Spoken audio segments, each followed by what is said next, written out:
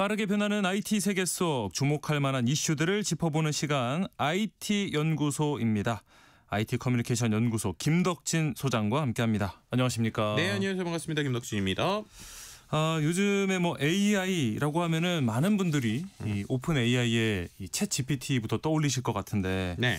최근에 구글이 개발한 이 제미나이가 급부상하면서 챗 GPT 천하가 이제 끝났다. 이런 얘기도 좀 나와요. 실은 제가 이제 AI 관련 트렌드 책을 계속 쓰잖아요. 네. 근데 이제 AI 2026 트렌드 활용백과라는 책을 냈었는데 거기서 첫 번째 키워드를 제가 꼽았던 게 뭐였냐면 챗 GPT 독점 시대의 종말. 이렇게 썼었어요. 이야, 한 수업을 내다보셨어요? 왜냐하면 이게 흐름이 이게 챗 GPT의 지금 발전 속도도 그렇지만 구글 제미나이가 장난이 아닌 거예요. 그래서 이게 춘추전국 시대로 갈 것 같은데라고 생각을 했는데 아니나 다를까 이번에 구글 제미나이 3 프로가 나왔거든요. 그랬더니 모든 테크 업계에서 이거는 이제 챗 GPT의 최신 버전인 5.1을 GPT 5.1을 뛰어넘었다라는 평가가 나오고 있고요. 심지어 이제 이거를 평가하는 여러 가지 벤치마크들이 있는데 그 중에서 되게 재미있는 벤치마크, 그러니까 비교할 수 있는 지표가 있어요. 그 지표 이름이 뭐냐면 인류의 마지막 시험이라는 지표입니다. 이게 뭐 하는 거냐면요. AI가 최근에 문제들을 너무 잘 풀잖아요. 그러니까 전 세계에 있는 대학 교수, 수상 경영자 등 1000명의 전문가를 모아가지고 이 대학원 수준 이상의 심한 문제를 이제 난이도로 만든 거예요. 그리고 이 문제에 대해서 일부는 인간조차 답을 모르는 영역에 이런 내용들을 다 넣어놓은 겁니다. 난제 중에 난제. 네, 그렇죠. 난제 중에 난제를 넣어놔가지고 문제를 딱 뽑아놨는데요. 한 100여 개 정도의 문제를 갖고 단답형이나 객관식이 있는데 이 문제들의 또 특징이 검색을 해서는 안 나오는 거예요. 그러니까 이 내용을 AI가 생각을 하거나 추론을 하거나 고민을 해야지 할 수 있는 거거든요. 근데 지금까지 이 인류의 마지막 시험 문제가 나머지는 막 되게 많이 잘 푸는데 GPT-5가 100점 만점으로 치면 24.8점이었어요. 생각보다 좀 낮네요. 갈 길이 먼 거예요. 지금까지 이렇게 와서 24.8점이 왔는데 이번에 제미나이 3 프로가 37.5점. 확 늘었죠. 10점 이상. 물론 아직 50점 미치긴 하지만 그래도 훨씬 높네요. 네, 만약에 이거 다 풀면 인간보다 나은 거예요. 진짜로. 정말로 그렇게 되는 정말 못 풀 거다라고 생각한 문제들인데 이게 지금 나온 지 몇 년 안 돼서 37.8%까지 올라왔으니까 정말로 이 능력이 특히나 기존에 있었던 GPT보다 10점 이상 올라갔다라는 게 상당히 놀라운 스코어라고 볼 수 있을 것 같습니다. 이 특히 최근 공개된 이 최신 이미지 생성 모델이 나노 바나나 프로인데 이 나노 바나나 이름도 굉장히 특이하잖아요. 하고 많은 것 중에 왜 이 바나나를 사용한 걸까요? 그러니까 실제로 이번에 제미나이 3가 아까 말씀드렸던 이런 그 시험 문제 풀기 이런 거는 솔직히 일반인들한테는 잘 안 와닿잖아요. 그런데 이제 이번에 제미나이가 지금 나온 지 얼마 안 됐는데 인터넷상을 엄청 뜨겁게 달구고 있는 이유가 그림 그리기 기능이 정말 대단해요. 예를 들면은 뭔가 그림을 그렸을 때 이거 진짜 사실인가 가짜인가 이런 얘기가 나올 정도인데 그 모델의 이름이 나노 바나나입니다. 그러니까 제미나이 안에 그림 그리는 메뉴 탑재가 돼 있는데 그걸 별도로 그림 그리기가 아니라 나노 바나나라고 이름을 지은 거예요. 그래서 이게 왜 지었냐에 대한 사람들이 궁금증이 많았는데 결론적으로 말하면 그냥 새벽에 야근하고 있던 구글 직원이 갑자기 이름을 붙여야 돼가지고 자기의 있는 닉네임을 닉네임을 그냥 붙인 거예요. 그러니까 이분이 원래는 이름이 나이나 라이징 한이라는 사람인데 이 사람이 나이나니까 나노가 있잖아요. 근데 이 나노가 되게 작은 거니까 나노를 붙이고 뒤에 뭘 붙일까 하다가 바나나를 붙인 거예요. 근데 이걸 왜 그랬느냐, 새벽 2시에 그걸 왜 해야 됐냐면 실은 이제 이 AI 모델들 아까 말씀드린 벤치마크 하듯이 테스트하는 사이트들이 있어요. 근데 요즘에 AI 회사들이 처음부터 자기네 회사 걸 땅 하고 내는 게 아니라 그건 테스트하는 사이트에 몰래 내요. 그래서 이제 경쟁을 시켜보는 거예요. 이름을 가리고. 그러다가 이제 뭔가 이게 성능이 좋다라고 하면 이제 그 다음에 이제 정식 출시를 하는 거거든요. 근데 그러니까 이 LMRN라고 하는 이 벤치마크 사이트에 올리긴 해야 되는데 새벽 2시에 무슨 이름을 올릴까 생각을 하다가 야근하고 있던 그분이 나노바나나라고 이름을 붙였는데 갑자기 온라인상에서 나노바나나가 엄청 좋대라고 하면서 계속 관심을 끄니까 이름도 예쁘고 하니까 그냥 쓸까라고 했다가 오히려 지금까지 구글은 기술은 좋은데 뭔가 이렇게 마케팅적으로 못한다는 얘기 들었었거든요. 게다가 이번에 이제 많은 사람들에게 상당히 좀 재미있는 이름으로도 이번에 정해지게 됐습니다. 그래서 뭔가 더 임팩트 있게 많이들 탁 다가왔던 것 같고. 네, 맞아요. 나노바나나 같은 경우에 제미나이 3 프로를 기반으로 한 차세대 이미지 생성 편집 툴인데 이전 버전이 제미나이 2.5였고요. 네. 그러면은 구체적으로 뭐 어떻게 달라진 건지 비교해 네. 보셨을까요? 가장 쉬운 건 역시 챗GPT랑 비교해 보면 되겠죠. 그래서 챗GPT로도 그림 그리기를 잘할 수 있고 그게 한창 유행했던 게 지브리 스타일 뭐 이런 그렇죠. 거 있었잖아요. 전 세계적인 유행이었죠. 그죠. 근데 이제 지브리 스타일을 해보신 분들은 약간 아쉬운 게 뭐냐면 예를 들면 제 얼굴을 지브리 스타일로 그렸어요. 그러면 꽤 마음에 들게 나올 수도 있지만 어떤 분들은 마음에 안 들게 나올 수도 있죠. 예를 들면 너무 뚱뚱하게 나왔어요. 그럼 예를 들어서 그거를 뚱뚱한 걸 바꾸고 싶으면 좀 날씬하게 그려줘 하면은 그려주거든요. 근데 문제는 뭐냐면 캐릭터가 바뀌어요. 아예 다른 사람이 되는군요. 그러니까 첫 번째 내가 그린 그림을 유지를 하면서 그렇죠, 그냥 날씬하게만 나왔으면 좋겠는데 기존에 있던 AI 그림 그리기의 최대 단점이 뭐냐면 기존에 있었던 것들 일관성 유지가 잘 안 됐던 거예요. 근데 일관성 유지가 안 된다는 건 어떤 문제를 갖느냐. 그냥 우리가 재미있게 쓸 땐 상관이 없는데 상업적으로 써야 된다. 라고 하면은 뭔가 제가 작품을 만들고 일부만 고쳐야 되는데 일부가 아니라 내가 원치 않는 것들이 고쳐진다. 라고 하면 이건 쓸 수가 없잖아요.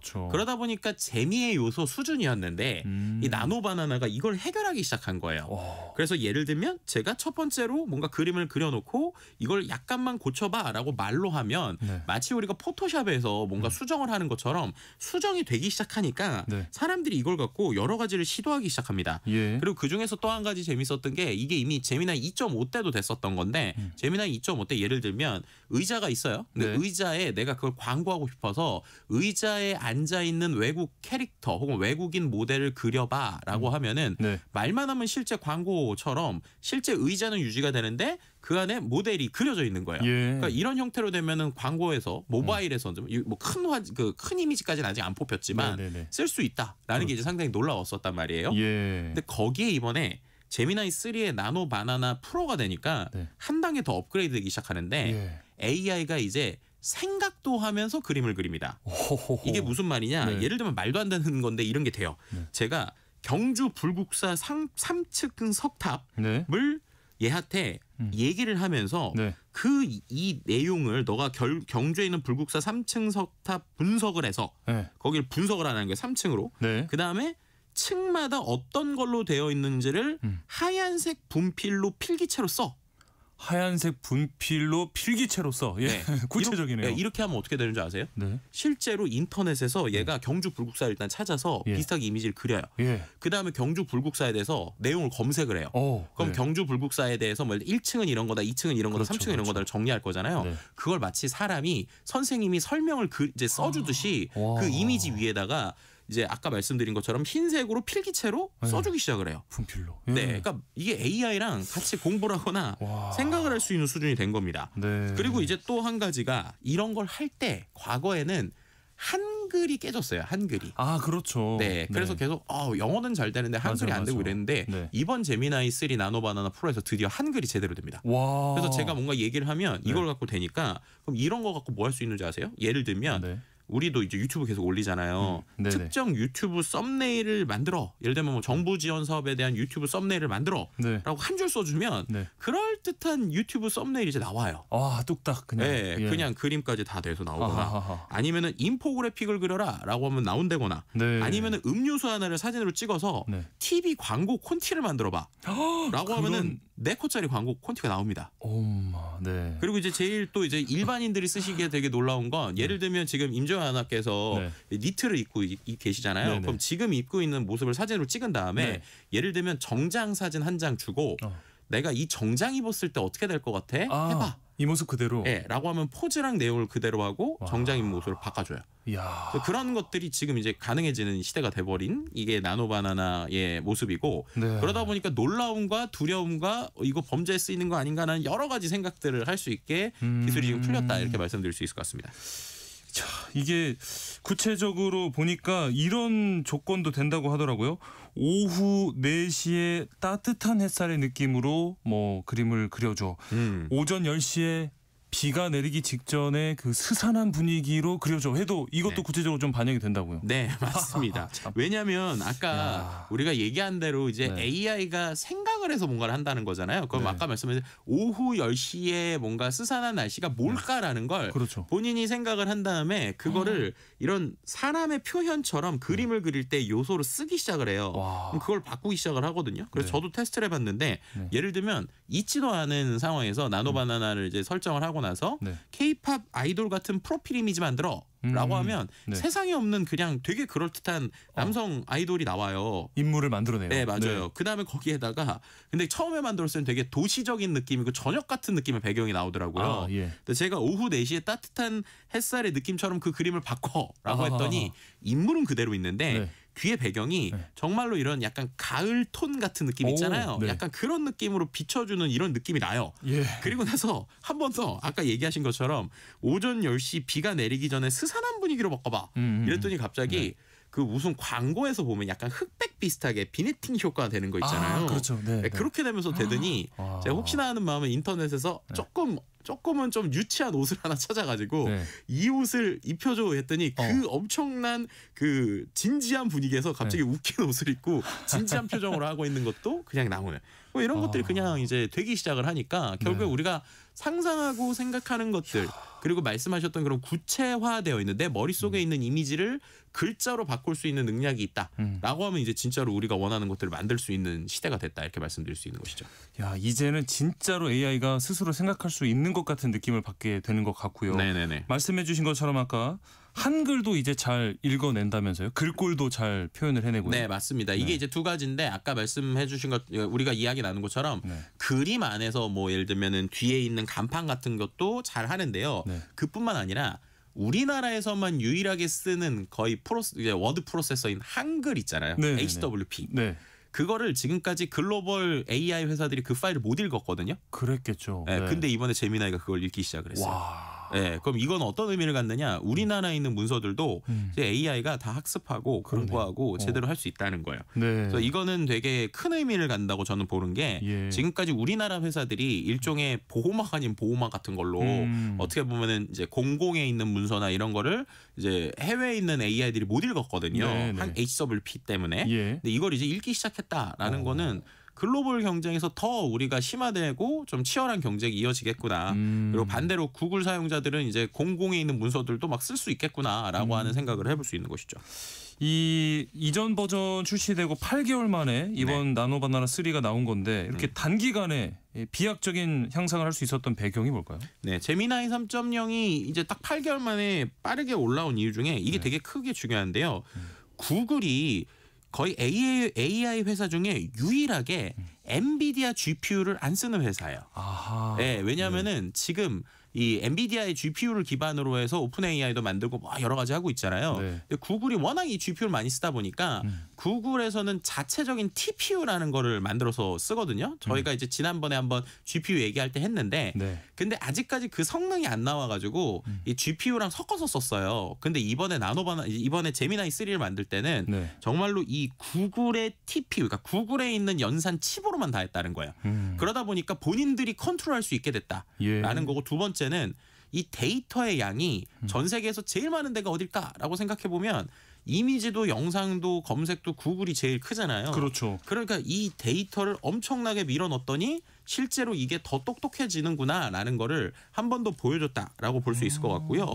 그다음에 이제 제일 중요한 것 중에 하나가 구글은 실은 이 AI 사업에 투자에 초기에는 조금 약했거든요.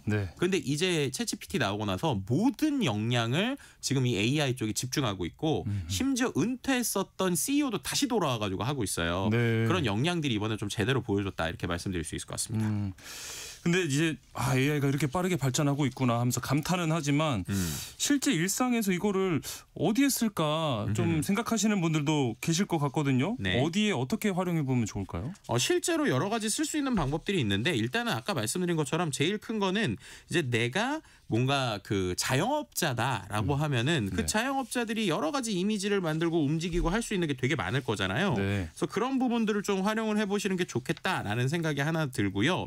그리고 또 직장인 같은 경우는 요즘에 이제 AI가 이제 PPT도 이걸로 꽤 그렇다게 잘 만들거든요. PPT. 네, 그래서 노트북 LM 같은 거 쓰면은 내가 어떤 문서를 줬을 때 정말 괜찮은 PPT가 나오다 보니까 이런 거 해봐도 되고요. 유튜브 할 때 저작권이나 이런 것 때문에 이미지 되게 고생 많으시잖아요. AI로 그냥 이제 만들어서 쓰면 된다. 뭐 이렇게 말씀드릴 수도 있을 것 같고. 그 다음에 이제 요즘에 또 이것도 상당히 흥미로운데 드론뷰 같은 거 찍으려면 원래 돈 많이 들잖아요. 그렇죠. 그래서 뭐 예를 들면 자영업자분들이나 펜션 하시는 분들이 내 식당을 아니면 내 위치를 드론뷰로 찍었으면 좋겠는데 이것도 AI로 됩니다. 사진 찍어가지고 영상으로 드론뷰로 만들어달라고 그러면 완전 긴 건 아니지만 8초짜리 나오거든요. 그래서 이런 식으로 실제로 활용해 보실 수 있는 게 많으니까 일단 써보시면 좋겠다는 말씀 드릴 수 있을 것 같습니다. AI의 비약적인 발전 그 속도를 따라가고 있습니다. IT 연구소 오늘 여기까지 하겠습니다. IT 커뮤니케이션 연구소 김덕진 소장과 함께했습니다. 고맙습니다. 네, 감사합니다. KBS 세상의 모든 정보 1부 순서 여기서